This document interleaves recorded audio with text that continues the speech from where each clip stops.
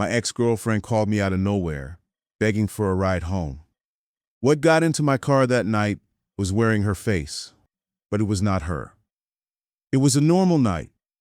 I was leaving work, same drive I take every evening, half an hour down a quiet country road with barely any traffic. My phone rang just as I pulled out of the lot. It was Jessica, my ex. She hadn't spoken to me in almost a year. I picked up before I lost signal, since reception dies completely once I hit that stretch of road. Before I could even say hello, she cut in, sounding genuinely terrified. "Please, you need to help. I can't reach anyone else. Pick me up at the Cypress Street bus station, as soon as you can." The line went dead before I could respond. I called back immediately.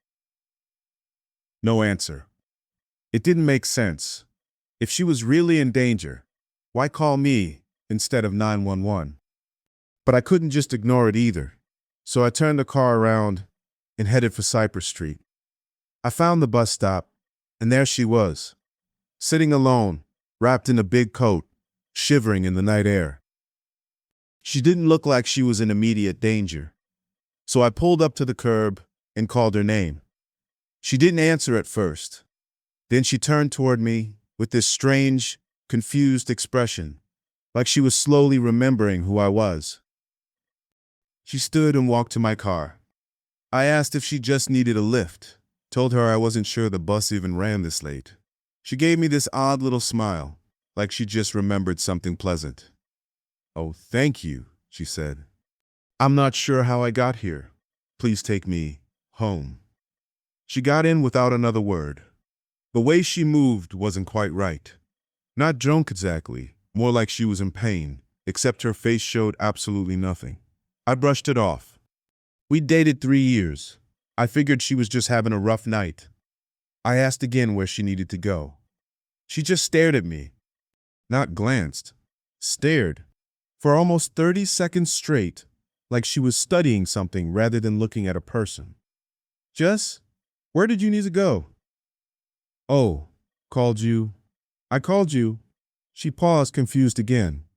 "Home. Take me home with you. I need help." She looked like she might cry, and that was enough to make me stop questioning it. I started driving. The whole ride, she barely spoke unless I asked directly. Mostly she stared out the window. Or worse, when she thought I wasn't looking, she'd turn and stare at me instead. I finally asked her straight out what had actually happened that night. She tilted her head, slow, almost like a bird sizing up something small. "I was attacked," she said. "Someone caught me, hurt me. I'll get help tomorrow. Tonight, I just needed a familiar face." I nodded and kept my eyes on the road. Something felt wrong enough that I missed my own turn. A little while later, her head lolled back like she was falling asleep. I figured maybe a head injury, something that would explain all this. I decided a hospital might be smarter than taking her home. Then, while I thought she was asleep, she started making sounds. A strange hissing, rhythmic and deliberate. Not snoring. Nothing like snoring. There were moments in that drive where I genuinely couldn't hear her breathing at all. Then she'd exhale, and the hissing would start again. When I got back into cell range, my phone buzzed. A string of texts, all from Jessica. I actually laughed for a second, thinking she was somehow pranking me from the passenger seat while pretending to be unconscious. Then I read them. The first one had come in right after I'd picked her up. "Where are you? Please, I need help. I can't say much. You'll think I'm crazy, but I can't go to the police. I need to get out before it comes back. Something is after me. It looked like a cop earlier. It tried to kill me. After it attacked me, it changed. It looks like me." The next one, "I'm sorry, I don't know where it went. I don't see you. Please hurry." The last one, sent only minutes before, "I need to leave. I hope you're okay. I never should have called you tonight. It's better if you stay away. It's not safe. If you see me waiting there, turn away. I know it sounds insane, but it's not really me." I looked over at the woman asleep in my passenger seat. Her eyelids were fluttering, fast, like REM sleep. If I believed those texts, the thing sitting next to me wasn't just not Jessica. It was something violent, wearing her exactly. I needed it out of my car. So I came up with something. I pulled into a gas station. She stirred awake right as I parked, rolled her neck with a crack that should have hurt and clearly didn't, and asked if we were home.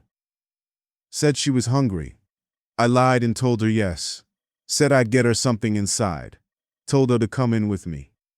She studied me for a second, long enough that I thought she saw straight through it. Then that same unsettling half-smile spread across her face, and she opened her door and stepped out. She waited for me to get out too. Instead, I lunged across the seat, grabbed her door, and slammed it shut and locked. The smile disappeared instantly. What happened next is something I will never be able to unsee. Her face outside that window twisted, folding through a jumble of different human features, like it couldn't settle on one. And a sound came out of her that wasn't one voice. It was closer to 100 people screaming at once. She grabbed the door handle and pulled so hard it snapped clean off, part of the frame buckling with it. I don't think that door would have held if she'd had another few seconds. I threw the car in reverse and slammed the gas. In my rearview mirror, the thing that had been wearing Jessica's face was already running after the car. Not jogging, sprinting, at what looked like the speed of the engine. It chased me for several blocks before I finally lost it. I don't remember most of that drive, just my hands shaking on the wheel and my eyes flicking to the mirror every few seconds. I called Jessica's real number over and over. Nothing. I even drove back to that bus stop, but exactly like her text warned, there was nobody there. I drove home in circles, checking behind me the whole way, terrified something was still following. I kept calling her for days. Her voicemail filled up. A week later, I found out she'd been reported missing. I never found out what that thing was, or how it had found her, or why it had chosen her face specifically. All I knew was that it was real, and it was still out there somewhere. Eventually, I moved away. I couldn't stand living anywhere near where that thing existed. Enough time passed that I let myself believe I was safe. That changed last night. I got a message from my old coworker, Jeff, someone I hadn't talked to since I moved. He was laughing when I called back, confused about why I was asking. "What do you mean?" he said. "You told me you'd come to the party.